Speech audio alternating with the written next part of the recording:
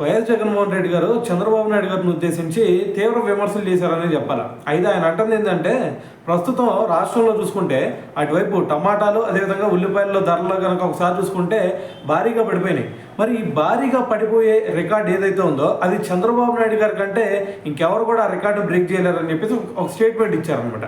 So దాంతోపాటు ఆయన అంటుంది ఏంటంటే, మరి ప్రస్తుతం ధరలు ఈ విధంగా పడిపోయినాయి కదా, సో మరి రైతులు దీంతో లబోదిబా అంటూ ఉన్నారు. మరి వాళ్ళు కూడా అన్నం తినాలి కదా, మరి అన్నం తినాలంటే వాళ్ళకి కనీసం గిట్టుబాటు ధర కావాలి కదా. సో మరి దీంతో మరి ప్రభుత్వం ఉంది ఎందుకు, మరి ప్రభుత్వం ఉంది రైతులను ఆదుకోవడానికే కదా. సో మరి ఇప్పుడు ప్రభుత్వం ఏదైనా సరే ఒక చర్యలు తీసుకోవాలా. సో రీసెంట్గా చూసుకుంటేనేమో ఉల్లిపాయల మీద కింటాకి 1200 చొప్పున ఇస్తామని చెప్పేసి మరి మొన్నేమో హామీ ఇచ్చారు. సో అది కూడా ఏదో వర్క్ పైపైన చెప్పినట్టు సో దాన్ని అయితే ముగిచ్చేశారు. సో కాబట్టి ప్రస్తుతం మరి ఎవరైతే ఉల్లి రైతులు దాని తర్వాత టమాటా రైతులు ఎవరైతే ఉన్నారో వాళ్ళందరినీ కూడా ప్రస్తుతం ఉన్నటువంటి గవర్నమెంట్ ఆదుకొని తీరాల్సిందని చెప్పేసి జగన్మోహన్ రెడ్డి గారు అయితే దీని గురించి మాట్లాడడం జరిగిందనమాట.